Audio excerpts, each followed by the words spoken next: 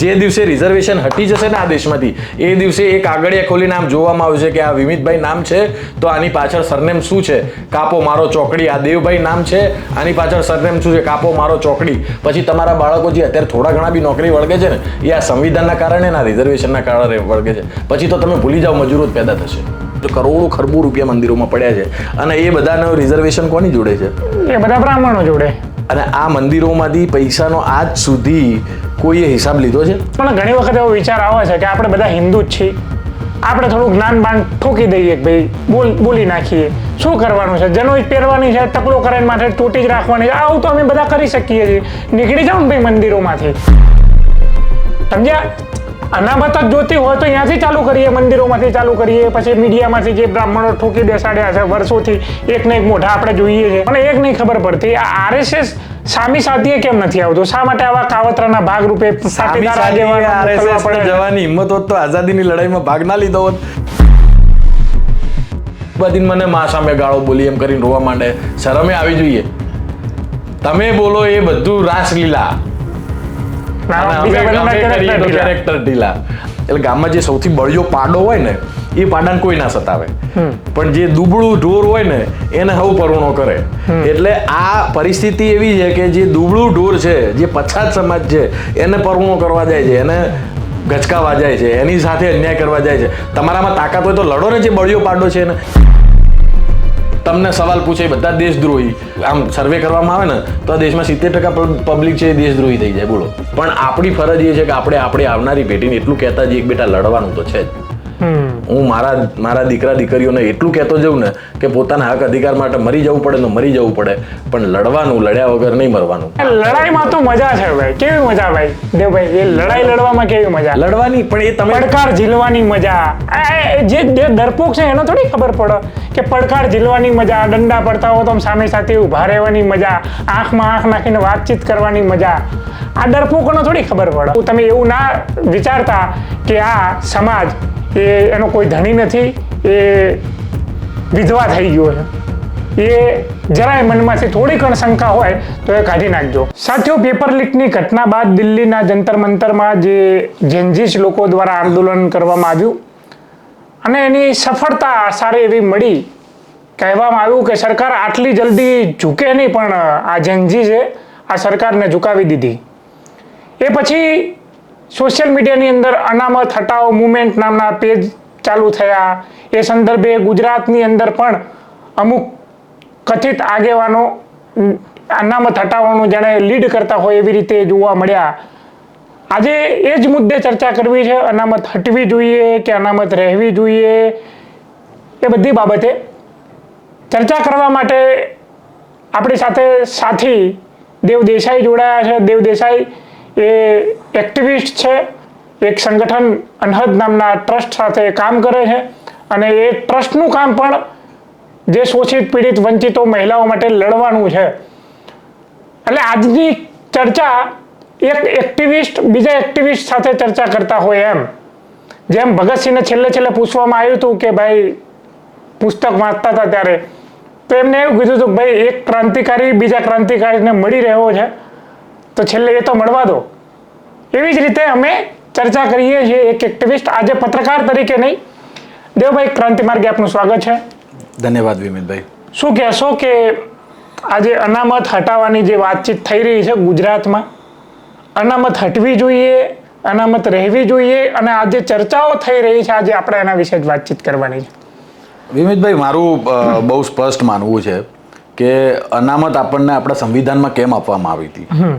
અત્યારે જે લોકો એવી આર્ગ્યુમેન્ટ આપે છે કે હવે અનામતથી ઘણા બધા લોકો આર્થિક રીતે સદ્ધર થઈ ગયા એટલે અનામત હટાવી દેવી જોઈએ, અથવા તો ક્રીમી લેયર અને આ બધું જે સરકાર લઈ આવી છે, આ ખરેખર બહુ મૂર્ખામી ભરી વાત છે. કારણ કે અનામત આપણે જ્યારે સંવિધાન એકચ્યુઅલી આ લોકો સંવિધાન વાંચતા નથી.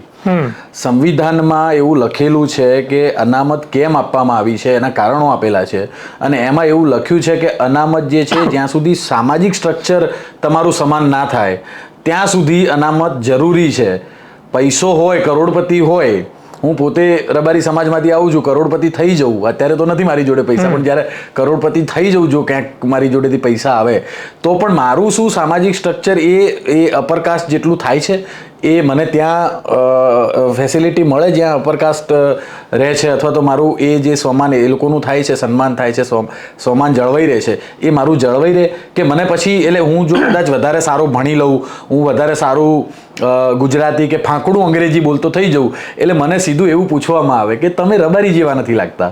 એટલે ભાઈ રબારીના કંઈ માથે શિંગડા હોય, અથવા તો જે પણ દબાયેલો કૂચડાયેલો વર્ગ છે એના માટે આ ટર્મ્સ વાપરવામાં આવે. દલિત હોય અને જો ભણી ગણીને કોઈ સારી પોસ્ટ ઉપર પહોંચ્યા હોય તો કે ના એ ભાઈ દલિત જેવા નથી, અથવા આદિવાસી જેવા નથી, અથવા ઓબીસી જેવા નથી. એટલે કેવા માણસો હોવા જોઈએ એ પણ એ મનુવાદી લોકો નક્કી કરે.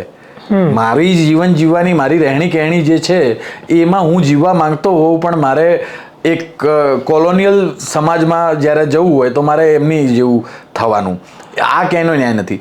બીજી અનામતની તમે જે વાત કરી તો ગુજરાતની બહુ હિસ્ટ્રી બહુ જૂની છે અનામત ના વિરોધ માટે, અને ગુજરાતને હંમેશા એક લેબોરેટરી તરીકે આરએસએસે અને મનુવાદી જે વિચારધારા છે જેને આ દેશ ઉપર 5000 વર્ષથી આ દબાયેલા કૂચડાયેલા દરેક વર્ગને નથી ભણવાનો અધિકાર આપ્યો, નથી બીજા અધિકારો આપ્યા. એ તો આઝાદી મળી અને એના પછી સંવિધાન લખનારા લોકો એવા હતા કે જે માણસને માણસની દ્રષ્ટિએ જોતા હતા, અને એમાં ગાંધીથી લઈ, નહેરુથી લઈ, આંબેડકરથી લઈ અને એવા ઢગલો લોકો હતા, મહિલાઓ એટલી બધી હતી કે જેને આ બધા સોશિયલ સમાનતાની વાતો કરી, અને એમાં આપણને આ કેવી રીતે આવશે તો અનામત આપશો ત્યારે આવશે.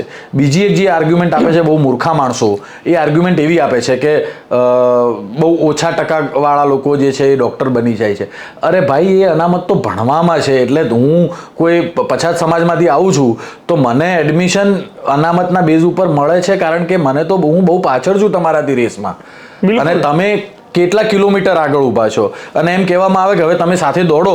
પણ આમાં વસ્તુ એ પણ છે કે હું જે ક્લાસમાં અનામતથી ભણું અથવા રિઝર્વેશનની સીટ ઉપર ભણું છું, એ શિક્ષણ જે આપે છે એ ટીચર તમને પણ એક શિક્ષણ આપે છે અને મને પણ એ શિક્ષણ આપે છે. એટલે પેલી જે આખી એક ગુજરાતમાં અને આખા દેશમાં જે એક તર્ક ચલાવવામાં આવે છે ને કે અનક્વોલિફાઈડ લોકો જે છે એ ફિલ્ડમાં આવી જાય છે, એવું હોતું જ નથી. આ બિલકુલ મૂર્ખામી ભર્યું અને અનામત વિરોધી સ્ટેટમેન્ટ છે. આપણે ઇન્ટરવ્યુ કરતા પહેલા હું એક બ્રાહ્મણ પત્રકાર છે જગદીશભાઈ કરીને, એમનું હું ઇન્ટરવ્યુ થોડું જોતો હતો, એક રીલ્સ આવી તો એમણે એવું કીધું કે ભાઈ ઓબીસીની અંદર કે એસસી એસટીની અંદર જે પછાત સમુદાય છે એની અંદર પણ જે ગરીબ છે જે લાભ લઈ રહ્યા છે એને છોડી દેવો જોઈએ અને ગરીબને વધારે મહત્વ આપવું જોઈએ. ગાંધીનગરની અંદર આ બધાને બોલાવવા જોઈએ, આવી બધી વાતો થઈ રહી છે. એટલે એ જગદીશભાઈએ સૌથી પહેલા તો મોદી સમાજને બોલાવવા જોઈએ, કારણ કે ઓબીસીમાં સૌથી પહેલો મોદી સમાજને જ્યારે આપણા અત્યારના માનનીય વડાપ્રધાન શ્રી જ્યારે સત્તામાં બેઠા ને ત્યારે એક અપર કાસ્ટને ઓબીસીમાં લઈ આવ્યા હતા. અને આવા ઘણા બધા સમાજો જે છે જીવન પોતાની રહેણી કહેણી બીજા ઓબીસીને એ આભડછેટથી જોવે છે અને એ ઓબીસીનો લાભ લે છે. આ હકીકત છે, પણ એવા લોકોને બહાર કાઢવા જોઈએ. બીજું કે અમુક લોકો વાત કરે છે આની આજે અનામતના વર્ગીકરણની, એના જેટલા તો મૂર્ખા લોકો જ આ દુનિયામાં કોઈ નથી. કારણ કે તમે વર્ગીકરણ કરશો કેવી રીતે? તમારી જોડે આંકડા તો છે નહીં, તમારી જોડે ડેટા નથી કે ઓબીસીનો વર્ગ આ રાજ્યમાં કે આ દેશમાં કેટલો છે. પાછી ઓબીસીની બે કેટેગરીઓ પણ છે કે કેન્દ્રમાં ઓબીસીની કેટેગરી અલગ છે, રાજ્યમાં અલગ છે. એ સ્ટેટ અને રાજ્ય એનો સબ્જેક્ટ છે, પણ તમારી જોડે આંકડા જ નથી ઓબીસીની. 27% તો જ્યારે વીપી સિંહની સરકારે આપી એ 27%માં ચાલે જાય છે. જેની વસ્તી 55 થી 60% છે એને 27%, અને જે 15%થી નીચે છે એ બધું આખું 50%થી ઉપર ખાય છે, આટલા વર્ષોથી ખાય છે. એ છતાં આ જે 27% કે દલિતોને 7% કે આદિવાસીઓને જે ટકામાં રિઝર્વેશન મળે છે એ પણ ના મળવું જોઈએ. એના માટે આ ચાલુ થઈ ગયા છે કે આરક્ષણ હટાવો, આરક્ષણ હટાવો. થોડા વર્ષો પહેલા તો પોતે આ બધા જે નેતાઓના સ્ટેટમેન્ટ સાંભળીએ છીએ ને આપણે કે આરક્ષણ હટાવો અને જે ઝંડા લઈને ફરે છે, થોડા વર્ષો પહેલા તો આખી સરકાર પાડી દીધી હતી ઓબીસીમાં આવવા માટે, અને એના બેઝ ઉપર એ લઈ આવ્યા ઈડબ્લ્યુએસ પણ કોનો હક ખાય છે? બરાબર, ઈડબ્લ્યુએસ હક તો ખાય છે એસસી એસટી ઓબીસીની સીટો ખાય છે. તો એસસી એસટી ઓબીસી જો કે ઈડબ્લ્યુએસ નો ક્યારેય વિરોધ નથી કર્યો. એસસી એસટી ને ઓબીસી, કારણ કે હું પોતે જો ભોગવ્યું હોય ને તો મને ખબર હોય કે ગરીબી શું છે. મેં પોતે ભોગવ્યું હોય ને કે અનટચેબિલિટી શું છે, અથવા કોઈ પણ પ્રકારનો ભેદભાવ મેં જ્યારે ફેસ કર્યો હોય તો મને ખબર છે કે એ કોઈ બ્રાહ્મણ કરે તો પણ ખરાબ છે, એ કોઈ અપર કાસ્ટ કોઈ પણ કાસ્ટનો કરે તો પણ ખરાબ છે, અને મારો કરે તો પણ ખરાબ છે. એટલે તમે જુઓ કે ઈડબ્લ્યુએસ નો વિરોધ કોઈ ઓબીસી એસસી એસટી નથી કર્યો. એને ખબર છે કે આ જે ડિસ્ક્રિમિનેશન છે એ બહુ ભયંકર છે. પણ એ જ લોકો જે BMW ની ગાડીઓ લઈને ફરે, 1 કરોડ રૂપિયાની ફી ભરી અને પ્રાઇવેટ ક્લાસમાં જતા હોય, 1 કરોડ, જ્યારે ઈડબ્લ્યુએસના હવે હમણાં તો ઘણા બધા પરિણામો મેં જોયા કે ઈડબ્લ્યુએસમાં ફોર્મ ભરી કાઢે મેડિકલમાં એડમિશન લેવા માટે, અને ઈડબ્લ્યુએસમાં કદાચ ટકાવારીમાં આગું પાછું હોય ને એડમિશન ના મળે તો એ પાછું એનું 1 કરોડ રૂપિયા ભરીને એડમિશન લે છે. તો ભાઈ ઈડબ્લ્યુએસમાં કેવી રીતે આવ્યા? એટલે આખી જે ઈડબ્લ્યુએસ ના નામે કહેવાતી છેતરપિંડી થાય છે, એટલે એ બહુ ભયંકર ની અંદર ખાસ કરીને ગરીબને જે ઉદ્દેશ્ય મુજબ કે સવર્ણ અનામતની અંદર જે ગરીબ હોય એને લાભ મળવો જોઈએ. આમાં વસ્તુ જે છે કે એમાં જે આવક મર્યાદા છે એ 8 લાખની આવક મર્યાદા છે, એમ કે 8 લાખ વાળો કમાવનારો વ્યક્તિ એ ગરીબ. આ પણ કેવું બહુ ભયંકર કહેવાય. એટલે ઓબીસી 3 લાખ કે 4 લાખ કે 5 લાખ કમાય ત્યારે એ ગરીબ, એ ક્રિમિનલમાં આવી જાય, અને સવર્ણ છે એ 8 લાખ કમાય ત્યારે ક્રિમિનલ. એટલે આર્થિક અસમાનતા છે એ તો ત્યાં જ ક્લેશ થાય છે. એટલે કદાચ એવું કરવું હોય કે સવર્ણ વ્યક્તિઓમાં જે ગરીબ છે એના અનામતનો લાભ યોગ્ય રીતે મળી રહે, તો જે એ 8 લાખની આવક મર્યાદા છે એને ઘટાડીને ઓછી કરવી જોઈએ, તો એ ગરીબોને ખરેખર ન્યાય મળે. બિલકુલ. એને 3 લાખ કરવી જોઈએ કે 2.5 લાખ કરવી જોઈએ? બિલકુલ કરવી જોઈએ, અને એનું એક સિસ્ટમ ડેવલપ કરવી જોઈએ. આમાં પ્રશ્ન એવો છે ને વિમિતભાઈ, કે જે લોકો ઇમ્પ્લિમેન્ટ કરવા વાળા છે એ પણ અહીંયા મગજથી મનુવાદી લોકો છે, જે લોકો લેવા વાળા છે એ પણ અહીંયાથી મનુવાદી લોકો છે. એટલે બધું જ આ મતલબ સબ ભૂમિ ગોપાલ કી ચાલે છે. તમારે વિદેશ જવા માટે અહીંયા લોન લેવી હોય તો તમે અમુક સમાજોની હમણાં લોનો મળે છે, અને વિદેશ ઘણા બધા છોકરાઓ જાય છે. એટલે જો તમે સવર્ણ સમાજમાંથી આવતા હો તો તમારે એક જ પત્તાનું ફોર્મ ભરવાનું, અને તમારી લોન ઉપર પેન્સિલથી લખાઈ જાય, અને તમારી લોન બીજા દિવસે અપ્રૂવ થઈ જાય. અને તમે જો ઓબીસી કે એસસી સમાજથી આવતા હો અને તમારે વિદેશ ભણવા માટે જવું છે અથવા તો એના માટે લોન લેવી છે, તો તમારે 7 પત્તાનું ફોર્મ ભરવાનું, 2 જામીન આપવાના, અને એ 2 જામીન પોતાની જમીન તારણમાં મૂકે ત્યારે તમને લોન મળે, અને એ બી મળી ત્યારે મળી. આ જે ભેદભાવ છે ને એ બહુ ભયંકર છે.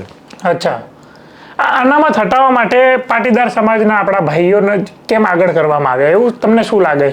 કારણ કે આગળ કરવામાં આવ્યા છે કે પોતે આગળ થયા છે કે કોઈ ષડયંત્રનો ભાગ બન્યા? મને ઘણીવાર ગુજરાતના પાટીદાર સમાજ ઉપર ખરેખર દયા આવે. એ આપણા ભાઈ છે, ખેડૂતો જ છે, અને આજથી થોડા વર્ષો પહેલા તો એ ખરેખર ખેડૂતોનું જીવન, એટલે એમને જેટલી ગુજરાતના પ્રગતિ માટે મજૂરી કરી છે એટલી કદાચ બીજા સમાજોએ ઓછી કરી છે. અમે પશુપાલન કર્યું, પણ પાટીદાર સમાજે તો ખેતી કરી, આ ગુજરાતને પરસેવો આપ્યો અને પોતાનો પરસેવો રેડ્યો.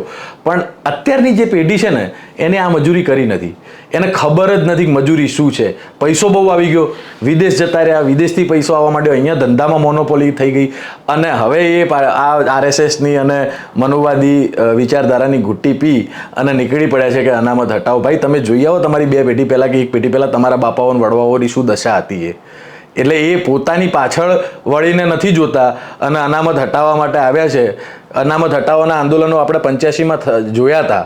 ગુજરાત એકમાત્ર એવી ધરતી હતી કે જ્યાં અનામત વિરોધી આંદોલનો થયા હતા, અને એમાં સૌથી બળી ચડીને પાટીદાર સમાજને, જેમ પહેલા રાજાઓ લડતા ને એટલે કિલ્લાના દરવાજા તોડવા માટે ઊંટીઓ રાખે, એટલે કે હાથીને વાગે નહીં. આમાં હાથીને ના વાગે એટલા માટે આ પાટીદાર સમાજનો ઊંટિયાની તરીકે ઉપયોગ કરવામાં આવે છે, મને એવું લાગે છે. એટલે ક્યાંય ને ક્યાંય કોઈ ષડયંત્રનો ભાગ બનાવવામાં આવે છે. મને એવું લાગે છે કદાચ એવું તો નહીં હોય ને કે આજ જે તમે વાતચીત કરી, પાટીદાર સમાજ ખેડૂત હતો, ખેડૂત એટલે બહુ મહેનત કરી, બીજા કોઈ સમાજ કરતા પણ વિશેષ મહેનત કરીને એ સમાજ એ સત્તા સુધી પહોંચી ગયો હવે, અને એ લોકોના આંખમાં કણાની જેમ ખૂંચે છે, કારણ કે અત્યાર સુધી મુખ્યમંત્રીનું પદ પાટીદાર જોડે જ રહ્યું છે. સમજ્યા? તો મને એવું લાગે છે ખાસ કરીને કે પાટીદારને આવી રીતે તો સીધી રીતે તો હટાવી નહીં શકે. તો હટાવવા હોય તો કેવું કરવું જોઈએ? બીજા સમાજો એનાથી વિરોધમાં આવ્યા, એમના ધારાસભ્ય ના બની શકે, ધારાસભ્ય ના બની શકે તો એમના મુખ્યમંત્રી ના બની શકે. તો આવી રીતે કદાચ એમને હટાવવાનું ષડયંત્ર બહુ છે. એટલે ફક્ત આપણે જો અનામતની વાત કરીએ અને આ આંદોલનો તો ઠીક છે, આ બધા તો પોલિટિકલ, એટલે અહીંયા જ્યારે 70માં આંદોલનો થયા ત્યારે પણ એની પાછળ પડદા પાછળના જે કારીગરો હતા એ આરએસએસ અને સંઘ પરિવારના લોકો હતા એવું મેં સાંભળ્યું છે. અને અનામત વિરોધી જ્યારે આંદોલનો થયા 85ની સાલમાં, ત્યારે પણ એની પાછળ આરએસએસનો બહુ મોટો રોલ રહ્યો છે ગુજરાતમાં. આ આંદોલનોથી એક આખી ગુજરાતમાં એક પરિસ્થિતિ ઊભી કરવી, દબાણની રાજનીતિ કરવી, આ આરએસએસ અહીંયા લેબોરેટરી તરીકે ઉપયોગ કરે છે. મનુવાદી લોકો આનો ઉપયોગ કરે છે. હકીકતમાં શું છે કે આખા દેશમાં જે પાવર સ્ટ્રક્ચર છે એ પાવર સ્ટ્રક્ચર અત્યારે ક્યાં છે? તો તમે જોઈ શકો તો કેટલા ઓબીસી એસસી એસટી તમને સુપ્રીમ કોર્ટમાં જજ જોવા મળે છે? 0. તમને સેન્ટ્રલ યુનિવર્સિટીઓ જેટલી છે આખા દેશની એમાં કેટલા તમને પ્રોફેસરો ઓબીસી એસસી? પદો ખાલી પડ્યા રહે છે, પદો ખાલી પડ્યા રહે છે ને એમ કહે છે કે આ સીટ માટે કોઈ ક્વોલિફાઈ માણસ નથી મળતો. એટલે આવડા મોટા ભારત દેશમાં છેલ્લા 50-60 વર્ષથી જેને ભણવાનો અધિકાર મળ્યો છે, બ્રિલિયન્ટ લોકો જે ઓક્સફર્ડ જઈને ભણી આવે અને વિદેશની યુનિવર્સિટીમાં જઈને ભણી આવતા હોય, અને એવા લોકો જો અહીંયા આવીને ઇન્ટરવ્યૂ આપે ને એમાં તમને ક્વોલિફિકેશન નથી દેખાતું.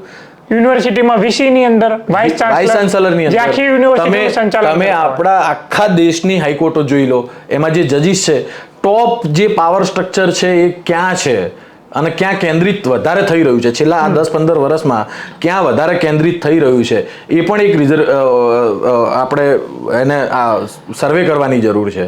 ઘણા બધા સર્વે આવતા હોય છે, કેટલા સાચા હોય છે, કેટલા ખોટા હોય છે, પણ મારું એવું માનવું છે કે જે આનો બહુ સરળ અને સારો રસ્તો એવો છે, આપણે બધા જ ભારતીયો છીએ, એ સવર્ણ સમાજ હોય, એ દલિત સમાજ હોય, એ પાટીદાર સમાજ હોય, એ આદિવાસી સમાજ હોય, રબારી સમાજ હોય, માલધારી સમાજ, આપણે બધા એક દેશના નાગરિક છીએ. અને આ દેશમાં મારી પહેલી ફરજ એ આવે કે જો હું આગળ છું તો મારી ફરજ એ આવે કે મારો જે ભાઈ પાછળ છે ને મારાથી, એની આંગળી પકડીને હું આગળ લઈ. બિલકુલ. પણ એ ભાવના જે છે દેશભક્તિની, આ રાષ્ટ્રભક્તિના જે આખા નારા લગાવે છે ને લોકોને હિન્દુ મુસ્લિમમાં લડાવે છે ને, આ ખરેખર દેશદ્રોહી લોકો છે. જો તમારામાં ખરેખર રાષ્ટ્રભક્તિની ભાવના હોય ને તો તમારાથી જે પાછળ છે ને એને આંગળી પકડીને આગળ લઈ જવાની જવાબદારી તમારી છે. એ આ દેશમાં લોકો કરતા નથી અથવા બહુ ઓછા લોકો કરે છે. બહુ ઓછા લોકો તમને જોવા મળશે કે જે આ પ્રકારની પ્રવૃત્તિઓ કરીને બીજાનો હાથ પકડીને આગળ લઈ જતા હોય, એ નથી કરતા. અને વર્ગ વિગ્રહ જાતિવાદ એટલો વધારે છે. પોલિટિક્સમાં તમે પર્ટિક્યુલર જાતિમાંથી આવતા હો તો જ તમને ટિકિટ મળે, તમે પર્ટિક્યુલર તમારો સમાજ તમારા એરિયામાં હોય તો જ તમને ટિકિટ મળે. અને આ બધું પાછું આ નિયમો કોના માટે છે? આ પણ બહુ સમજ્યા જેવી વસ્તુ છે કે આ ઓબીસી એસસી એસટી માટે છે. એસસીમાં તો જે રિઝર્વ સીટો છે એના સિવાયની એક મને તમે બતાવો, દરેક પાર્ટીમાં એક બતાવો કે તમે કોઈ બીજી જે રિઝર્વ નથી એના સિવાય તમે સીટ આપી હોય.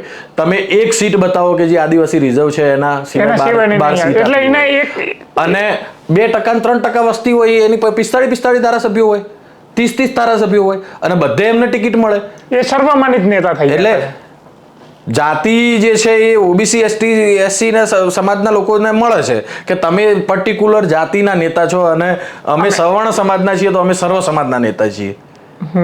સર્વ સમાજના નેતા હોવું એમાં ખોટું નથી. નહેરુ એ સર્વ સમાજના નેતા હતા. નહેરુને આ દેશના મુસલમાનો સ્વીકારતા હતા, આ દેશના ક્રિશ્ચિયનો સ્વીકારતા હતા, આ દેશના હિન્દુઓ સ્વીકારતા હતા, આ દેશના આદિવાસીઓ સ્વીકારતા હતા. એ સર્વ સમાજના નેતા હતા. પણ એ નહેરુ જેટલું કેલિબર અને નહેરુ જેટલી મહાનતા પણ હોવી જોઈએ ને. આજે સંસદમાં બેસી નહેરુને 10 ગાળો બોલો એ જુદી વસ્તુ છે, પણ એના માટે નહેરુ થવું પડે, નહેરુને વાંચવા પડે, નહેરુને સમજવા પડે. બ્રાહ્મણ પત્રકારો જે છે, ખાસ કરીને એ સિવાયના પણ બીજા જે આગેવાનો છે જે સવર્ણ કોમ્યુનિટીમાંથી આવે છે, એમના ઓબીસી વર્ગીકરણની અંદર ખાસ કરીને વધારે પડતો રસ છે. એટલે પેલી બે બિલાડીઓ ને કૂતરાવાળી વાર્તા આપણે નાનપણમાં વાંચતા ને કે બે બિલાડીઓ બાંધે ને એનો પેલો વાંદરો રોટલી લઈ જાય. આમાં પરિસ્થિતિ એવી છે કે રસ જાણી જોઈને એટલા માટે લેવામાં આવે છે. આ જાતિગત જનગણનાની વાત નહીં કરવામાં આવે, પણ વર્ગીકરણની વાત જરૂર મેઇનસ્ટ્રીમ મીડિયામાં કરવામાં આવશે. એટલે મેઇનસ્ટ્રીમ મીડિયા એ જરૂર ઈચ્છે છે કે આમાં બધામાં ઝઘડા થાય. અને એક વસ્તુ હું બહુ ક્લિયર કરી દઉં કે બ્રાહ્મણ અને બ્રાહ્મણવાદ આ બેમાં બહુ આસમાન જમીનનો ફરક છે. હું આ દેશમાં હજારો એવા બ્રાહ્મણોને ઓળખું છું કે જે આ જાતિ પ્રથાની સામે લડતા હોય, જે આ જાતિ પ્રથાની સામે, જે મેં આંગળી પકડીને વાત કરી ને કે આંગળી પકડીને આગળ લઈ જવાના, એવા હજારો લોકો છે. બ્રાહ્મણ સમાજમાં પણ છે, અપરકાસ્ટ સમાજમાં પણ છે, પટેલ સમાજમાં પણ છે. પેલા સવાણી સાહેબ એમને બે સારો લેખ લખ્યો છે. પણ આ બધાની સંખ્યા બહુ ઓછી છે. અને જ્યારે કટ્ટરતાવાદ જે છે એ આપણે ધાર્મિક કટ્ટરતાવાદ કહીએ કે જાતિ કટ્ટરતાવાદ કહીએ, એની સંખ્યા અત્યારે વધી છે. અને એની પાછળ જે પીઠબળ છે એ આરએસએસની વિચારધારાનું છે. કારણ કે આરએસએસ તો જ ફૂલે ફાલે, આરએસએસ આ સમાજમાં તો જ સર્વાઈવ કરી શકે કે અહીંયા ધાર્મિક કટ્ટરતાવાદ હોય અને અહીંયા જાતિ કટ્ટરતાવાદ હોય. પણ મને દેવભાઈ, તમે આટલા વર્ષોથી એક્ટિવિઝમ સાથે સંકળાયેલા છો, મને એક નહીં ખબર પડતી, આ આરએસએસ સામી સાથીએ કેમ નથી આવતો? શા માટે આવા કાવતરાના ભાગરૂપે આરએસએસ જવાની હિંમત હોત તો આઝાદીની લડાઈમાં ભાગ ના લીધો હોત, માફી ના માંગી હોત. વીર સાવરકર જેને કહે છે એ માફી વીર સાવરકરે માફી ના માંગી હોત. એટલે સામી છાતીએ તો આમના ડીએનએમાં જ નથી લડવાનું. સામી છાતીએ લડવાની એમના ડીએનએમાં જ આરએસએસ વાળા બહુ ડરપોક છે, એમના ડીએનએમાં જ નથી. એટલે એ આવા બધા ષડયંત્રો કરી અને દેશને ચકડોળે ચડાવે અને તમે લડ્યા કરો અને બધી મલાઈ એ ખાય. જે દિવસે મોહન ભાગવત 2 દિવસ કે 3 દિવસ ગુજરાત પ્રવાસે હતા, એ જ સમયે આ પાટીદાર સમાજના કથિત આગેવાનો એ અનામત હટાવોની વાત સોશિયલ મીડિયામાં આવીને કરવા લાગ્યા. તો તમને કંઈક એવું લાગે છે કે ભાઈ આના કઈ લિંક હોય, ષડયંત્રનો ભાગ હોય? હું એને એ રીતે લિંક કદાચ મને બહુ આઈડિયા નથી અને હું સીધું ના કહી શકું કે મોહન ભાગવતે આ લોકોને કહ્યું હોય કે તમે અનામત હટાવો આંદોલન ચાલુ કરો, અને જો એના કહેવાથી આને કર્યું હોય તો આ લોકોથી વધારે મૂર્ખા કોઈ નહીં. પણ આ દેશમાં જે હમણાં ઝેનજીનું આંદોલન ચાલ્યું, ખાલી દિલ્હી નહીં પણ એક્રોસ ધ ઇન્ડિયા, જે પ્રકારે જે યુવા વર્ગ કહેવાતો આપણા દેશનું ભવિષ્ય જે પ્રકારે પોતાના હક અધિકાર માટે નીકળ્યું ને, અને એને બધું ભૂલી ગયા, એ જાતિ, ધર્મ, જેન્ડર બધું ભૂલી અને એક થઈ અને હજારોની સંખ્યામાં આખા દેશના રોડો ઉપર જે ઉતર્યા ને, એટલે આરએસએસને એવું થયું કે અમારે આ જે છેલ્લા 15-20 વર્ષ અમને જે પ્લેટફોર્મ મળ્યું સત્તા કરવા માટેનું, અમે જે ઝેર ફેલાયું એ ઝેર તો એકી ઝટકે પતી ગયું. એટલે આ કદાચ એને પાછા એ લોકોને પ્રોવોગેટ કરવા માટે આ એક શરૂઆત થઈ હોય. જો કે આ અત્યારે ખુલીને ફેસબુક ઉપર આવ્યા અને અકાઉન્ટ બનાવ્યા અને આટલા મિલિયન ફોલોઅર્સ થઈ ગયા, પણ મગજમાં તો વર્ષોથી છે, જે દિવસથી આપણો દેશ આઝાદ થયો ને એ દિવસથી આ મનુવાદીઓને છે કે આરક્ષણ ના હોવું જોઈએ. અચ્છા, તો આરક્ષણ ક્યાં ના હોવું જોઈએ? ફક્ત સરકારી નોકરીમાં ના હોવું જોઈએ એવું વિચારવું જોઈએ કે પછી આરક્ષણ તો પછી જે અઘોષિત અનામત લઈને બેઠા છે મંદિરોની અંદર પૂજારીઓ બનીને, ત્યાં પણ આપણા કર્મનો સિદ્ધાંત માનવામાં આવે છે ને, તો કર્મના આધારે આપણે હિન્દુ જ છે ને, આપણા સર્ટિફિકેટમાં હિન્દુનો થપ્પો લાગ્યો. તમને હંમેશા અહીંયા રોડ ઉપર જાઓ ને તો તમને એવા ઘણા બધા ધર્મના આપણા જે ઠેકેદારો છે ને ગીતા ભાગવત વેચતા લોકોને આપતા દેખાય. ગીતાના પાઠ બેસે, અથવા તો હું બહુ ધાર્મિક માણસ નથી, હું તો બહુ જાહેરમાં કહું છું હું નાસ્તિક છું, પણ જે આપણે ઓબ્ઝર્વ કરીએ આપણા સમાજમાં એ, અને હું હિન્દુ છું તો મારા હિન્દુ પરિવારમાં જન્મ્યો છું, એટલે મને એ પહેલી મારે ક્રિટિસાઇઝ કરવો હોય તો સુધારો લાવવો હોય તો મારે પહેલાં મારા સમાજમાં લાવવો જોઈએ. બીજા ધર્મમાં બીજા લોકો કરી શકે, પણ હું મારા ધર્મનું તો કરી જ શકું, ક્રિટિસિઝમ કરી શકું, એટલો મને મારા ધર્મે અધિકાર આપ્યો છે. એટલે તમને ચારવાક નહીં વંચાવે કોઈ દિવસ, કારણ કે ચારવાક જે છે એને આપણા દેશમાં આ ધર્મને ક્રિટિસાઇઝ કર્યો તો જે ભેદભાવ હતા એને, તમને વેદ નહીં વંચાવે. તમે જો વેદ ખરેખર સાચા વાંચો તો તમને આમાં ઘણો બધો આ જે ભ્રમ હિન્દુ ધર્મના ફેલાયેલા છે એ તૂટી જાય. પણ તમને એ જ જે એમના ફાયદામાં છે એ તમને, સનાતન શબ્દ આજથી 10 વર્ષ પહેલા નહોતો, હિન્દુ શબ્દ હતો, કટ્ટર હિન્દુ શબ્દ હતો. હવે ધીમે ધીમે કટ્ટર હિન્દુથી સનાતન તરફ આવ્યા. એટલે જેમ પેલા દર 10-15 વર્ષે માતાજીઓ પણ બદલાય ને, એટલે તમે એક ટાઈમ જુઓ કે સાઈબાબા, એટલે આજથી 20 વર્ષ પહેલા સાઈબાબા એટલે આખા દેશમાં સાઈબાબા, સંતોષીમાં હતા. એટલે આ પ્રકારે 10 વર્ષે ભગવાનો પણ બદલાય છે, કારણ કે એક જગ્યાએ પૈસો કેન્દ્રિત ના થઈ જાય. એક મંદિરોમાં છે કે કરોડો ખરબો રૂપિયા મંદિરોમાં પડ્યા છે, અને એ બધાનો રિઝર્વેશન કોની જોડે છે? એ બધા બ્રાહ્મણો જોડે. અને આ મંદિરોમાંથી પૈસાનો આજ સુધી કોઈએ હિસાબ લીધો છે? કોઈ નહીં. ધર્મના નામે બધા ધર્મના નામે આંધળા થઈ ગયા છે, કોઈ હિસાબ લેવા જાય છે. હું બીજી વાત છોડો, હું મારા ગામમાં મંદિર હોય, મારા ગામમાં જે ગામમાં મંદિરના શ્રદ્ધાળુ લોકો છે એ પૈસા ભેગા કરતા હોય, કયો વ્યક્તિ એવો છે પોતાના ગામમાં મંદિરમાં હિસાબ લેવા ગયો ભાઈ આનો તમે વર્ષે હિસાબ આપો? અથવા કયા સમાજના ટ્રસ્ટો એવા છે જે સામાજિક બહુ મોટા મંદિરો છે, સામાજિક રીતે મંદિરો છે, પોતાને કુળદેવીઓના મંદિરો છે, અને કરોડો ખરબો રૂપિયા લોકો આપે છે, ત્યાં કયો હિસાબ લેવા ગયો?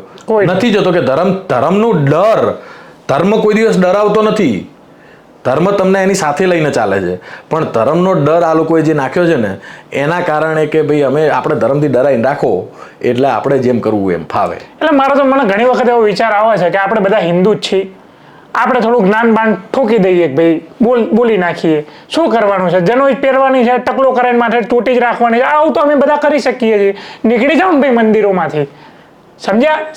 અનામત જ જોતી હોય તો ત્યાંથી ચાલુ કરીએ, મંદિરોમાંથી ચાલુ કરીએ, પછી મીડિયામાંથી જે બ્રાહ્મણો ઠોકી બેસાડ્યા છે વર્ષોથી, એક ને એક મોઢા આપણે જોઈએ છે. પ્રવક્તાની અંદર તમે જુઓ, ઇવન વિપક્ષમાંથી લઈને સત્તા પક્ષમાંથી લઈને પ્રવક્તાઓ, આખી પેનલ બ્રાહ્મણોની થાય. બ્રાહ્મણ અને બ્રાહ્મણવાદ, હું આમાં ડિફરન્સિએટ કરું છું.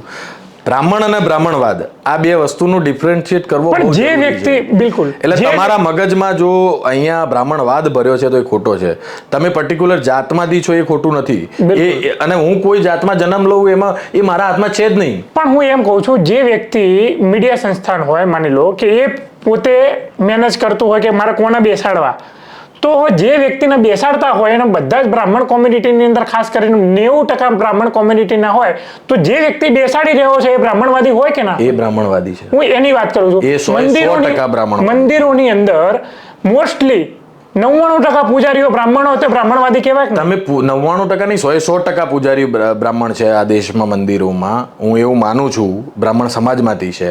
અને આ દેશમાં આપણા રાજ્યમાં દેશની વાત છોડો, આપણા રાજ્યમાં આજે તમે મારી સાથે ચાલો ને 18,000 ગામડા છે. 18,000 ગામડામાં એક બી મંદિર મને એવું બતાવો કે જ્યાં જે ગામમાં જાઓ તમે અને ગામનું મંદિર હોય ત્યાં દલિતોનો પ્રવેશ હોય. બિલકુલ. તમે દલિતોની વાત છોડો, અમદાવાદથી અહીંયા થોડું તમે આગળ જાઓ આ કડી અને મહેસાણાની આસપાસના જે પટ્ટા છે એમાં ઘણા ગામો એવા છે કે જ્યાં ઓબીસી સમાજને ઘોડે નથી ચડવા દેવામાં આવતા. દલિત સમાજને નહીં, ઓબીસી સમાજને ઘોડે નથી ચડવા. અને એમાં બી ઓબીસી માં બી એવું કટ્ટર ભરી ગયો ને એ પાછા દલિતોની ઘોડે ચડવા દે. એટલે આમાં વસ્તુ એ જ છે કે હું મારાથી જે પેલી આપણે ગામમાં રહેતા હોય ને એટલે ઘણું બધું શીખવા મળે. એટલે ગામમાં જે સૌથી બળિયો પાડો હોય ને એ પાડાને કોઈ ના સતાવે, પણ જે દુબળું ઢોર હોય ને એને હવ પરુણો કરે. એટલે આ પરિસ્થિતિ એવી છે કે જે દુબળું ઢોર છે, જે પછાત સમાજ છે એને પરુણો કરવા જાય છે, એને ગચકાવા જાય છે, એની સાથે અન્યાય કરવા જાય છે. તમારામાં તાકાત હોય તો લડો ને. જે બળિયો પાડો છે ને જે વર્ષોથી તમારો અધિકાર ખાઈ રહ્યા છે, જે વર્ષોથી અત્યારે હાલ પણ તમારા બાળકોને નોકરી નથી મળતી, તમારા બાળકોને સારું એજ્યુકેશન નથી મળતું, તમારા બાળકોને લોનો નથી મળતી, તમને અમદાવાદ જેવા શહેરોમાં, સુરત જેવા શહેરોમાં ઘર નથી મળતા રહેવા માટે, લડો એમની સામે, એ વિચારધારા સામે લડો. એવી તાકાત તો છે નહીં. લડે એ વર્ગીકરણ માટે જ લડશે એ ખાલી. એટલે વર્ગીકરણ જે કરે છે અને વર્ગીકરણ માની લે કે હોવું જોઈએ, પણ કેવી રીતે હોવું જોઈએ કે એના માટે ચોક્કસ ડેટા તો હોવો જોઈએ ને. વસ્તી ગણતરી વગર તો ડેટા પણ નહીં આવે. વસ્તી ગણતરી અને બીજું એ કે વર્ગીકરણ કરવાનું તો એક ચોક્કસ દાયરામાં શું કરવા 27% જ કરવાનું. કરો ને 54%. વસ્તી છે એટલું કરો, 54% કરો ને પછી વર્ગીકરણ કરો. મોટું તરભાણું ભેગું કરીને એની અંદરથી ખાવ ને. નાનામાં શું ખાવાનું? આ લોકોએ કદાચ દેવભાઈ એવું ઈચ્છે છે કે આ રે આટલામાં જ રહે અને આટલામાં જ ખાય. આ વધારે ભારી જશે તો અમારું હકનું ખાઈ જશે એમ.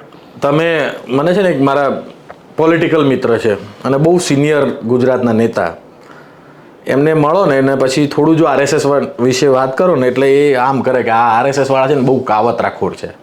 એ કાવતરાખોર કેમ કે છે ને એ પછી મને ખબર પડી કે આ જે આપણે વાત કરી રહ્યા છીએ ને કે કોને કેટલો ટુકડો ફેંકવો અને કોને કેટલો ટુકડો ના આપવો, અને સર્વ બધું જે છે એ મારા ઘરમાં રોટલીઓ બની 10 અને મને 5 રોટલીની જ ભૂખ છે, પણ હું દબાઈને 8 રોટલી તો ખાઈ જ શકું, એટલે બધું મારે ખાઈ જવું, 2 રોટલીઓ જે છે મારે આ બીજા બધાને આપી દેવી. એ પરિસ્થિતિ જે છે ને એ કાવતરું આરએસએસ અને આ મનુવાદી લોકો કરી શકે છે અને કરી રહ્યા છે. બિલકુલ. અને ખાઈને ભૂલ મોટા કરવા છે પટારા જેવા. એટલે ભૂલ મોટાથી મતલબ એ થયો કે પોતાનો વિકાસ કરવો છે સત્તામાં રહીને, પછી યુનિવર્સિટીની અંદર પોતાના વીસી મૂકીને આખી યુનિવર્સિટીનું સંચાલન કરીને, ખાસ કરીને ગુજરાત વિદ્યાપીઠ જેવી સંસ્થાઓ છે, ગાંધીવાદી સંસ્થાઓ છે, અહીંયા ગોડસેવાદી વિચારધારાવાળા અહીંયા બેહાડી દીધા. બોલો. ગોડસે વિચારધારાવાળા વ્યક્તિઓ એટલે જે ધર્મનું ઝેર ભર્યું હતું ને એના કારણે ગોડસે ગાંધીને માર્યો. ગાંધીને મારવાના પાછળના કારણો તો એ જ હતા કે ગોડસેને જે ધાર્મિક ઝેર જુનૂન ભરી દેવામાં આવ્યું હતું. આપણા દેશના ટુકડા કેમ થયા બે? હિન્દુસ્તાન અને પાકિસ્તાન કેમ બન્યા? ધાર્મિક કટ્ટરતા જ્યારે ભરી હતી. અને આપણે જ્યારે આજે ઓબીસી SC ST સમાજની વાત કરી રહ્યા છીએ ને તો આરએસએસ અને આ મનુવાદી વિચારને ફૂલવામાં સૌથી મોટો ફાળો હોય ને તો આ ઓબીસી સમાજનો છે, આ SC સમાજનો છે, આ ST સમાજનો છે. અને આ બધા આમના ખભે બંદૂક મૂકી અને મનુવાદી લોકો સત્તા ઉપર આવ્યા, સત્તા ઉપર છે, સત્તા ઉપર વર્ષો સુધી રહેશે એવી સિસ્ટમ પણ ઊભી કરી દીધી કે એ ક્યાંય નહીં જાય. સરકારો બદલાશે ને કે આજે કદાચ આપણા વડાપ્રધાન છે, કાલે કદાચ વડાપ્રધાન ના રહે, સરકાર બદલાઈ જાય તો પણ એ સિસ્ટમ એવી ઊભી કરી દીધી કે આ મનુવાદી લોકો સત્તામાં જ રહે, કોઈ પણ સરકાર આવે. એટલે એના માટે જે આખી સમાનતાની લડાઈ જે છે, જેમ આપણે યુપીમાં થોડું ઘણું મેં હું ગયો અને મેં જોયું કે ત્યાં જે આખી પીડીએની લડાઈ છે કે 80 વર્સિસ 20, એ 80 વર્સિસ 20ની જે લડાઈ છે ને એ જ્યાં સુધી ગુજરાતમાં મજબૂત નહીં થાય ને ત્યાં સુધી ગુજરાતમાં તમે ભૂલી જાઓ કે આ દેશ તમે ગુજરાતની હિસ્ટ્રી જુઓ ને, ગુજરાતમાં કેટલા મુખ્યમંત્રી આદિવાસી રહ્યા છે? એક દલિત મુખ્યમંત્રી કોઈ રહ્યો છે ગુજરાતમાં? આપણને આઝાદ થઈ આ 70 વર્ષ થઈ ગયા, કોઈ રહ્યો છે? ના. ઓબીસી મુખ્યમંત્રી કેટલા રહ્યા છે? ગણીને 2 કે 3. અને આ મુખ્યમંત્રીઓ આપણા રાજ્યમાં બધા જ સવર્ણો કેમ અત્યાર સુધી રહ્યા? કેમ બીજા કોઈ કેપેબલ જ નથી? આ રાજ્યની સત્તા ચલાવવા માટે બીજા કોઈ કેપેબલ જ નથી. એટલે હું જે સિસ્ટમ આખી કેવી ડેવલપ કરી છે, અને એ સિસ્ટમમાં પછી પાટીદાર સમાજના હાથો બનાવો, એ સિસ્ટમમાં પછી રબારી સમાજના હાથો બનાવો, એ સિસ્ટમમાં દલિત સમાજના હાથો બનાવો, એ સિસ્ટમમાં આદિવાસીને વનવાસી કહીને હાથો બનાવો અને એમનું સર્વસ્વ છીનવી લેવું. આદિવાસીઓ તો ગુજરાતમાં એક આખી પટ્ટી છે, અડધું ગુજરાત આદિવાસીઓથી ભરેલું છે, અને આદિવાસીઓની ક્યાંય ગણતરી જ નહીં. તમે મીડિયામાં જાઓ, તમને કોઈ આદિવાસી મળે છે? નહીં. તમને કોઈ આદિવાસીની વાત કરતું જોવા મળે છે? એમનું સર્વસ્વ છીનવાઈ જાય છે, જંગલો છીનવાઈ જાય, જમીનો છીનવાઈ જાય, એમના બાળકો હજુ સુધી સ્કૂલે નથી જઈ શકતા, મજૂરો રોડ ઉપર પડ્યા રહેતા હોય એવી પરિસ્થિતિમાં આપણા ગુજરાતના આદિવાસીઓ છે. એ છતાં એમની કોઈ અવાજ તમને ક્યાંય મળે છે? અને જે અવાજ ઉઠાવે એ બધા જેલમાં ભેગા કરી દે છે, અને જે બોલે છે, જે અવાજ ઉપાડે છે, એને સત્તાના જોરથી જેલ ભેગા, તમને ડરાવવાના, તમને ધમકાવવાના, તમને ગાળો બોલવાની. અને ગાળો ઉપરથી તો યાદ આવ્યું કે હમણાં આપણા સાહેબ રોઈ જાય એમ હતા કે મને ગાળો બોલી. પણ આટલા વર્ષોમાં જ્યારે 12 વર્ષ થયા સત્તામાં બેઠે દેશમાં, અને ગુજરાતમાં તો 35-40 વર્ષથી RSS વાળાની સરકાર છે, આટલા વર્ષોમાં મેં તો હમણાં રિસન્ટલી પેલું બુલ્લી ડીલ ને એ બધું જે ચાલતું, ત્યારે તમારી લાગણીઓ નથી દુભાતી? અને એમના અંધભક્તો કેટલી ગાળો દે છે. અને અત્યાર સુધી હવે તો થોડોક માહોલ એટલીસ્ટ લોકોનો ડર તૂટી ગયો. આ ઝેનજીએ લોકોનો ડર તોડી નાખ્યો, પણ આ ડરની વચ્ચે જે લોકો તમારી નીતિઓ વિરોધ અથવા તમારી વિરુદ્ધ બોલતા હતા, એને જ્યારે ગાળો બોલવામાં આવતી, એને જ્યારે પ્રતાડિત કરવામાં આવતા, એને જ્યારે જેલમાં નાખી દેવામાં આવતા, અને ખાસ કરીને ઓબીસી એસટી ને એસટી સમાજની વાત છે, એને અને માઇનોરિટી, એને જ્યારે જેલમાં નાખી દેવામાં આવતા અને એને જ્યારે ગાળો બોલવામાં આવતી અને દેશદ્રોહી કહેવામાં આવતો, ત્યારે તમારી લાગણી નથી દુભાતી? મને મા સામે ગાળો બોલી એમ કરીને રોવા માંડે. શરમે આવી જોઈએ. તમે બોલો એ બધું રાસલીલા, કેરેક્ટર ઢીલા. આવું તો ના હોય ને. એટલે જે મારું બહુ સ્પષ્ટ માનવું છે કે ભારતનું સંવિધાન દુનિયાનું સૌથી ઉત્તમ અને શ્રેષ્ઠ સંવિધાન છે, અને આ સંવિધાન જે લખ્યું છે, જો એ ખરેખર આ દેશમાં ઇમ્પ્લિમેન્ટ કરવામાં આવે, દરેક રાજ્યોમાં ઇમ્પ્લિમેન્ટ કરવામાં આવે ને, તો આપણો દેશ ફરીથી સોનાની ચીડિયા બની જાય. પણ એ સંવિધાનને તોડી મરોડી અને સત્તામાં લોકો રહે છે અને સંવિધાનને હંમેશા બદલવાના પ્રયત્નો કરતા રહે છે. એના કારણે આ દેશના સાહેબ આ 12 વર્ષમાં હમણાં જ નીતિ આયોગનો રિપોર્ટ છે, 90,000 સ્કૂલો, સરકારી સ્કૂલો આ દેશમાં બંધ થઈ. અને એમાં ભણનારા ખાસ કરીને એમાં ભણવાવાળો વર્ગ કોણ? તમે મને બતાવો કે સરકારી સ્કૂલમાં આજે કેટલા જનરલ કાસ્ટના ભણે છે? તમને 1%, 2% મળશે. આ ભણવાવાળો વર્ગ SC, ST, OBC અને માઇનોરિટીનો, આ તમે ષડયંત્ર, જે હું કાવતરાખોર કહું છું ને, આ કાવતરું કે તમારું બાળક આજે જે જન્મ્યું છે એ 5 વર્ષે ભણવાનું ચાલુ કરે ને આજથી 20 વર્ષ પછી જો ભણી રહે, ગ્રેજ્યુએટ થાય અને થોડું ઘણું વિચારતું, સવાલો પૂછતું થાય, એના કરતાં તમે જડ મૂળથી જ કાપી નાખો, સ્કૂલો જ બંધ કરી દો. એટલે સ્કૂલો બંધ કરી દો, તમે જેવી રીતે જે દિશામાં દોરવા હોય, પ્રાઇવેટમાં જવાના પૈસા હોય, પ્રાઇવેટમાં જવાના પૈસા ના હોય, એટલે તમારા પેડ વર્કર તમે કહી લો કે તમારા મજૂર કહી લો, એ બનાવવા માટે. કદાચ એના કારણે જ ગુજરાતની જે શિક્ષણ વ્યવસ્થાની અંદર આ લોકો જાણી જોઈને સુધારો લાવવા નહીં માંગતા હોય. એના કારણે જ મને એવું લાગે છે કે જે શિક્ષક હોય એને શૈક્ષણિક પ્રવૃત્તિ સિવાયની બીજી બધી ઇતર પ્રવૃત્તિની અંદર લગાડી દીધા કે ભાઈ આમના છોકરાઓ ભણી ગણીને અમને સવાલો કરે, અમારી આવનારી પેઢીને સવાલો કરે અને અમારી સત્તા છીનવી લે. તો એનું કાવતરું અત્યારથી જ ઘડી રહ્યું હશે. આ રીતે કાવતરું એટલે ગુજરાતમાં તમે છેક ગુજરાત ચાલુ થાય ને જ્યાં, એટલે આમ તમે આ રીતે રાજસ્થાનથી અડીને જ્યાંથી ચાલુ થાય ત્યાંથી તમે લઈ અને સૌરાષ્ટ્ર ફરી, કચ્છ ફરી અને આમ થઈને દક્ષિણ ગુજરાત ફરી અને આખું ગુજરાત ફરીને પાછા અમદાવાદ આવો ને, જેટલી કોલેજો છે એ બધા નેતાઓની છે. અને આ બધા નેતાઓની પ્રાઇવેટ તમે જુઓ ને કેવું સરકારી તંત્ર સરકારી કોલેજો પૂરી કરી નાખી અને અમે સરકારી કોલેજો બંધ થવા માંડી અને બંને પાર્ટીઓની પ્રાઇવેટ યુનિવર્સિટી અને પ્રાઇવેટ કોલેજો સત્તાવાળાની બે છે ને વિપક્ષવાળાની પણ છે. એટલે સાલો એ પણ મલાઈ ખાય છે આ સત્તામાં રહી. વિપક્ષવાળાની પણ કોલેજો છે. એટલે આપણે એવું નહીં કહેતા કોલેજ ના હોવી જોઈએ પણ જેની પાસે કોલેજ પ્રાઇવેટ કેમ હોવી જોઈએ? હું એમ કહું શું જરૂર છે આ દેશમાં તમને પ્રાઇવેટ સ્કૂલોની કોલેજોની? જ્યારે તમે સમાનતાની વાત કરો છો તો આ દેશમાં એજ્યુકેશન અને હેલ્થ આ બંને વસ્તુ જે છે ને એ સરકારી હોવું જોઈએ. જે ડેવલપ કન્ટ્રી થયા છે ને એ બધાની આ પોલિસી છે. આપણે ખરેખર કોંગ્રેસની અંદર જે સ્કૂલ કોલેજો વાળા છે એના ડેટા કાઢો જેની પાસે સ્કૂલ કોલેજ છે અને એ સત્તાનો પ્રતિકાર કેટલો કરે છે એ પણ જોવા જઈએ તો ખબર પડે કે ચાલો આ તો દબાયેલા છે બધા. અને આવી રીતે કોલેજો આપીને સ્કૂલો આપીને સંસ્થાઓ એમને ખોલાઈને પછી ચોપડા ખોલવાના. અને એ બાળકો ફી કેટલી ભરે છે? લાખ 2-5 લાખ રૂપિયા ફી. આજે લોકોના ઘર પૂરા નથી થતા આટલી મોંઘવારીમાં એ બાળકોને ભણાવી કેવી રીતે શકે? ખેતરો વેચે છે, જમીનો વેચે છે, દાગીના વેચે છે આ સમાજ, SC ST OBC સમાજ, અને પોતાના બાળકોને ભણાવે છે એ આશા સાથે કે મારું બાળક કાલે ભણીને કંઈક બનશે. ચલો આ બધું કરી અને ખેતરો વેચીને પણ ભણાવે બાળકને તો છેલ્લે પછી હસમુખ પટેલ જેવા જાતિવાદી લોકો GPSCમાં બેઠા છે જે તમને તમારા દ્રોણાચાર્ય બની અને તમારી હજુ આજે જ મેં એક પોસ્ટર જોયું એની અંદર રિઝલ્ટ હતું. એ રિઝલ્ટની અંદર ઇન્ટરવ્યુમાં કેટલો માર્ક્સ આપ્યો ખબર છે? 0.50. એટલે તમે પાસ થઈને આવો છો લેખિતમાં અને તમે માર્ક્સ આપો છો 0.50. હસમુખ પટેલ ખાલી એક નામ છે. હસમુખ પટેલ એક વિચાર છે કે જે એ તમને સ્પષ્ટ સંદેશો આપી રહ્યો છે કે તમે ભણો ગણો, તમારી જમીનો વેચો, જેવું હોશિયાર થાવું એવું થાવ, પણ ઓલ્ટરનેટિવ સત્તામાં અમે લોકો બેઠા છીએ જે અહીંથી મનુવાદી વિચારધારા ધરાવીએ છીએ અને તમને આજે નહીં કાલે નહીં કોઈ દિવસ સત્તામાં નહીં આવવા દઈએ તમે ગમે એટલું ભણશો તો. હસમુખ પટેલને જે સુરક્ષા મળેલી છે ને આટલા બધા આક્ષેપો લાગવા છતાં કેમ રાજીનામું નથી આપતા હસમુખ પટેલ GPSCના ચેરમેન તરીકે? અને દરેક ભરતીઓની સંસ્થાઓમાં હસમુખ પટેલ જેવા જ લોકો બેઠા છે. અને પોલીસની અંદર પણ એ હતા. હું કહું છું કે દરેક તમે પ્રોફેસરોની ભરતી લઈ લો, તમે ટીચરોની ભરતી લઈ લો, તમે ગુજરાત સરકારમાં જે સરકારી ભરતીઓ જેટલી પણ પ્યુનથી પટ્ટાવાળાથી લઈ અને ઉપર સુધી જે ભરતીઓ થાય છે ને ત્યાં આવા જ મનુવાદી લોકો બેઠા છે. એ મજબૂરીના કારણે ક્યાંક 2, 5, 10, 50 સિલેક્ટ કરવા પડે તો એ રિઝર્વેશન છે એટલા માટે એમને સિલેક્ટ કરવા માટે. જે દિવસે રિઝર્વેશન હટી જશે ને આ દેશમાંથી એ દિવસે એક કાગળિયા ખોલીને આમ જોવામાં આવશે કે આ વિમિતભાઈ નામ છે તો આની પાછળ સરનેમ શું છે?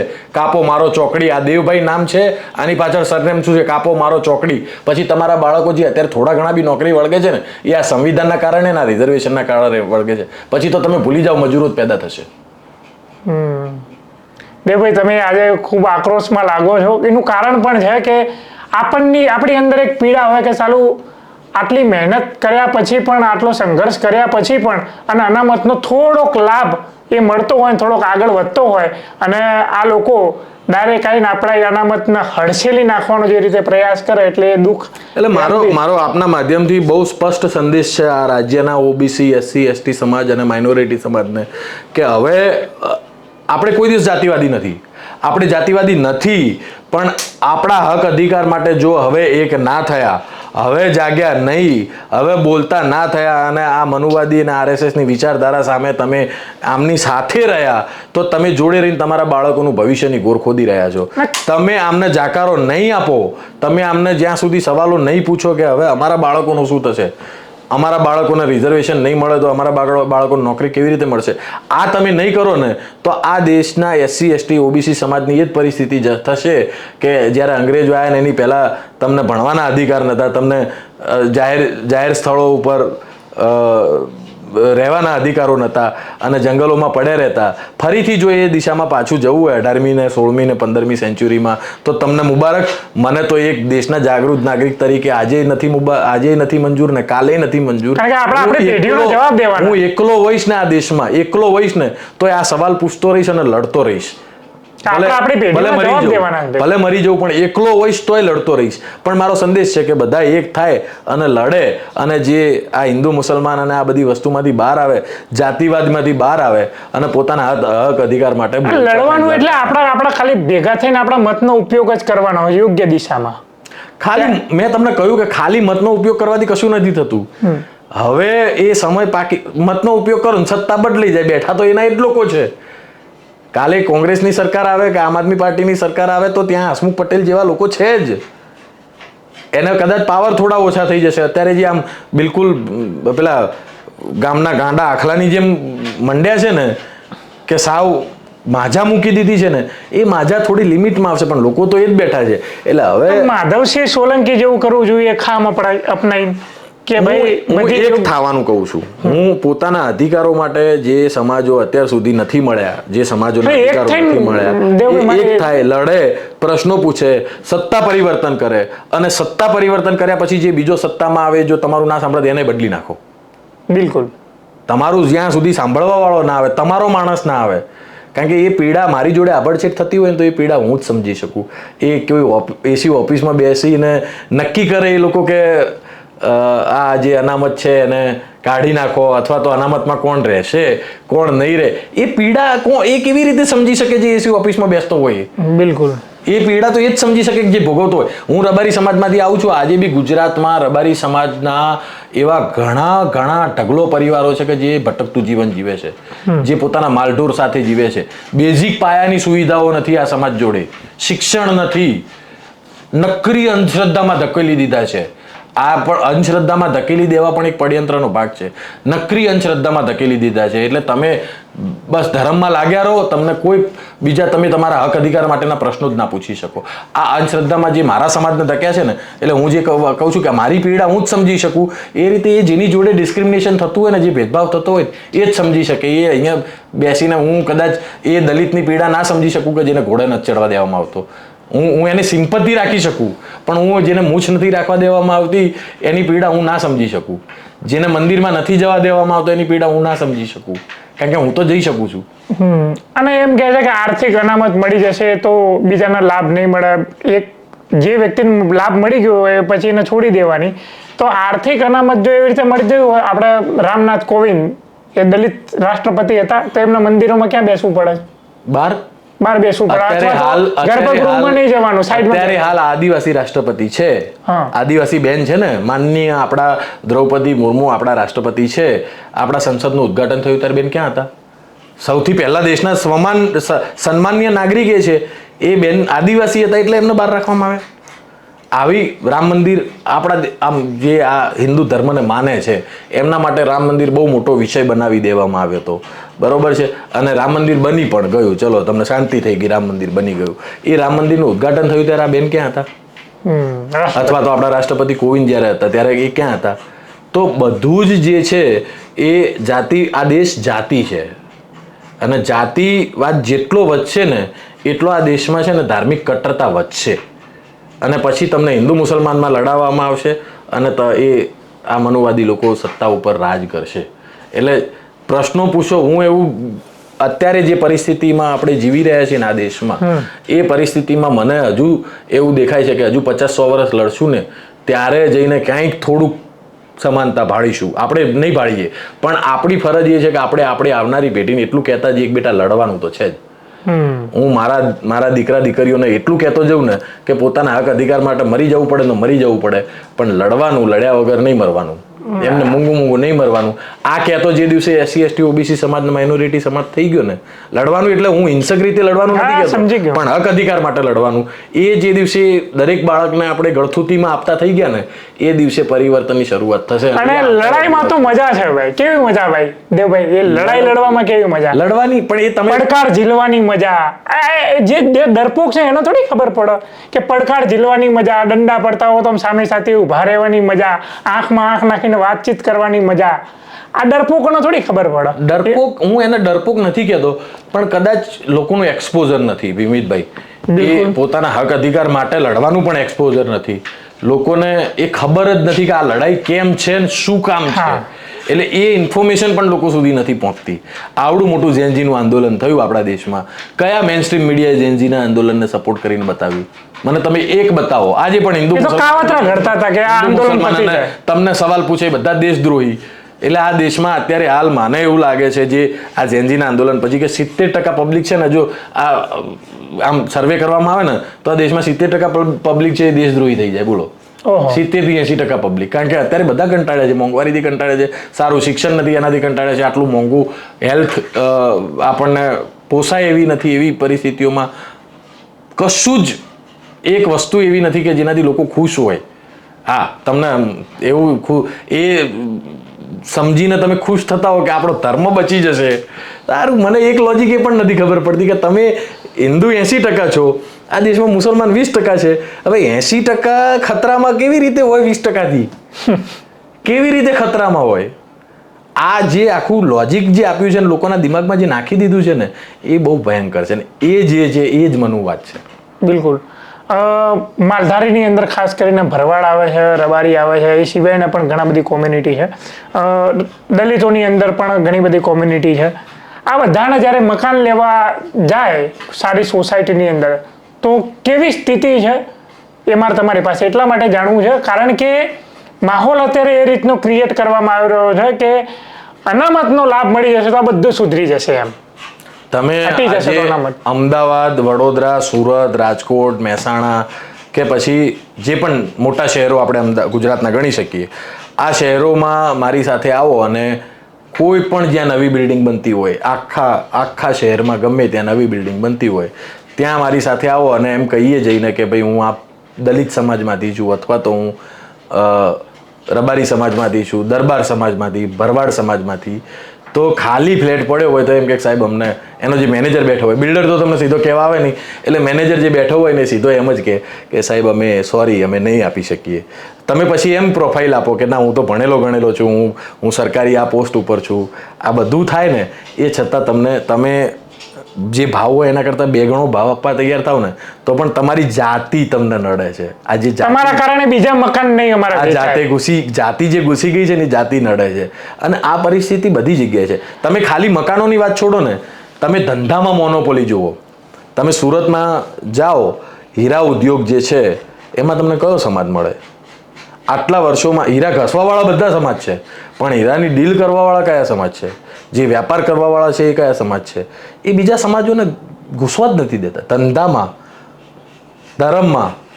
મંદિરોમાં, મીડિયામાં. તમે સ્વામિનારાયણ સંપ્રદાયમાં જાઓ તો તમને 80% કયો સમાજ મળે? પાટીદાર સમાજ. તો આ જે મોનોપોલી આખી બનાવી રાખી છે એ તોડવાની જરૂર છે.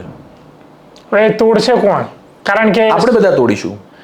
આપણે બધા એક થઈ શકતા નથી. જો એક વસ્તુ સમજો કે આપણે એ રાજ્યના અને એ દેશના નાગરિક છીએ. એ માટીમાં પેદા થયા છીએ ને કે જ્યાં ગાંધી પેદા થયો હતો. બિલકુલ. જે અંગ્રેજોની સૂરજ આખી દુનિયામાં નતો આથમતો અને લોકો એવું વિચારતા કે અંગ્રેજોનો સૂરજ કોઈ દિવસ નહીં આથમે. એ અંગ્રેજોનો સૂરજ આ ભારત દેશમાં, આ ગુજરાત રાજ્યના ગાંધીએ હાથમાં આવ્યો હતો. બિલકુલ. એટલે આપણે બી એ જ માટીના છીએ. એટલે આપણે લડવાનું તો કોઈ દાડો નહીં છોડીએ. જો મને જેટલી ખબર પડે છે કે પત્રકાર તરીકે મારે કઈ રીતે વર્તન કરવું, પણ જ્યારે યુજીસીની વાત આવી ત્યારે બધા જ સવર્ણ પત્રકારો એક થઈ ગયા હતા અને પોતાનું પત્રકારત્વના સાઈડમાં મૂકીને એ પોતાના સવર્ણ સમાજને બચાવવા માટે રસ્તા ઉપર નીકળી ગયા હતા અને લોકોના ઇન્ટરવ્યૂ કરતા હતા અને ખાસ કરીને બાયસમાં કેવી રીતે વાતચીત કરતા હતા. તો અમને જરા પણ સંકોચ નથી કે પછાત વર્ગ માટે, SC ST OBC માટે અમારે પોતાની વાત મૂકવી હોય તો બેબાકીથી અમે મૂકીશું. જોઈએ બિલકુલ. અને બાયસનેસ આના તમે માની શકો તો મુબારક છે ભાઈ, અમને મુબારક અમારું બાયસ પણ. અને બેબાકીથી જે કામ નેતાઓ નથી કરતા, જે અમારા જે SC ST OBC સમાજના સૂતેલા નેતાઓ નથી કરતા, એ કામ હવે અમારે કરવાની ફરજ પડશે. ન ફક્ત ક્રાંતિ માર્ગના માધ્યમથી, અમે સોશિયલ મીડિયાના માધ્યમથી અનેક એવા પેજો ખોલાવીશું, અમે ફરી પાછી આવી મુહિમો પેદા કરીશું અને આનો પ્રતિકાર કરીશું. તમે એવું ના વિચારતા કે આ સમાજ એનો કોઈ ધણી નથી, એ વિધવા થઈ ગયો છે. એ જરાય મનમાંથી થોડી ઘણી શંકા હોય તો એ કાઢી નાખજો. સમાજ જ્યારે પોતાની ઉપર આવી પડે ને ત્યારે સમાજ પોતાનો નેતા પણ શોધી લે છે. બિલકુલ. સમાજ પોતાનો આગેવાન પણ શોધી લે છે. એટલે જ્યારે હવે કારણ કે જ્યારે તમારી ઉપર આવી પડશે ને એ દિવસે તમે નીકળશો કે ભાઈ સાહેબ બાપા કોક આવો અને અમારી લીડરશિપ લો, એ ટાઈમે આ સમાજના નેતાઓ મળી જશે. અને એ ટાઈમે જો ગાંધીવાદી નેતાઓ મળે તો આ દેશનું ભલું થાય. અને એ ટાઈમે જો ભગતસિંહ જેવા નેતાઓ મળી ગયા તો તમારું શું થશે તો વિચારો. બિલકુલ. અને દેવભાઈ એ બધું આપણે જ કરવાનું છે. હવે આપણે આપણા બાપા એમ કે આપણી પેઢી અમારી પેઢી એમ અમારી પેઢી કંઈક કરશે. હવે આપણે એવું નહીં કહેવાનું કે અમારી પેઢી કંઈક કરશે. આ જીવનમાં જન્મ્યા છીએ ને આ જીવનમાં મરી જાય પહેલા આપણે કંઈક લડીને મરવાનું. બિલકુલ. આવી રીતે કંઈ ડરીને તમારા કાવતરાથી અમારે ડરી જવાનું કે ભાઈ તમારા કાવતરાથી અમારો એનો ભોગ બની જવાનું. આખા જે SC ST OBC જે વસ્તીની અંદર 85% જેવો છે, હવે એની સાથે તમે આવા કાવતરા કરો તો પછી ચૂપ રહેવું એ યોગ્ય નથી. તમે 10 માળની સીડી ચડતા હો ને તો જે બિલ્ડિંગ હોય અને તમે એ બિલ્ડિંગના પગથિયા ચડતા હો ને તો એક પગથિયા ઉપર કેળાની છાલ આવે તો તમે પોતાની જાતને લપસવાથી બચાવી શકો. પણ આ કાવતરું એવું છે કે દરેક પગથિયા ઉપર તેલ અને કેળાની છાલ છે. આ તેલ અને કેળાની છાલ ક્રોસ કરીને આપણે 10મા માળે ચડવાનું છે અને આપણી બુલંદીઓ સુધી પહોંચવાનું છે. આ કાવતરા છે. હું જે તેલ અને કેળાની છાલ કહી રહ્યો છું ને કે તમે એક પગથિયું ચડો ને લપસીને પાછા આવો છેલ્લા પગથિયે, એ પરિસ્થિતિ આ મનુવાદી વિચારધારાએ અને RSSની વિચારધારાએ કરી રાખી છે. આપણે આમાંથી પહોંચવાનું છે 10મા માળની સીડીએ. એટલે એના માટે બહુ આપણે દેવભાઈ સાથે એ પણ વિચારવાનું છે, પાટીદાર સમાજના એ આપણા ભાઈઓ છે. એનો હાથો તો તમને અમે પોતે નહીં બનાવવા દઈએ. હું તો એવું કહું છું કે આ દેશનો દરેક નાગરિક આપણો ભાઈ છે. એ ખ્રિસ્તી હોય, એ મુસલમાન હોય, એ હિન્દુ હોય, એ દલિત હોય, એ પાટીદાર હોય, એ બ્રાહ્મણ હોય, પણ આ દેશનો ગદ્દારમાં ગદ્દાર અને જે આપણો ભાઈ હું નથી માનતો ને, જે અહીંયા મગજમાં મનુવાદ લઈને ફરે છે ને, એ આપણો ભાઈ નથી. બિલકુલ. અને મેં એટલા માટે કીધું કે તમારે લડવું હોય અમારી સાથે તો સામી સાથી આવો. અમારો જ ભાઈ જે તમારી સમકક્ષ આવીને ઊભો છો એના પાડવા માટે તમે એના હાથો બનાવો છો અમારે વિરોધ કરવા માટે, તો અમે એ પણ નહીં થવા દેવાના. ભલે એ પાટીદાર સમાજના આગેવાનો એમને રોકે કે ના રોકે, અમારી ફરજમાં આવે છે કે અમે એ અવરોધ બનીને આવીને ઊભા રહીશું. બિલકુલ. તો સાથીઓ, આ એપિસોડ તમને કેવો લાગ્યો? અને આ એપિસોડ બનાવવાનું કારણ જે હતું કે એ આપણને મૃતપાય તો ના સમજી લે, કે એ આપણને લલ્લુ પંજો તો ના સમજી લે કે ભાઈ તમે ગુજરાતને પ્રયોગશાળા માનો છો, અહીંયાથી પ્રયોગ કરશો અને તમને આખા દેશની અંદર તમે અનામત હટાવવાની મુહિમ ચલાવશો તો અવરોધ સ્વરૂપે હિમાલય જેવા અડીક અમે લોકો ઊભા છીએ, ઊભા રહીશું. તમે જોતા રહેજો ક્રાંતિમાર્ગ. ઇન્કલાબ જિંદાબાદ.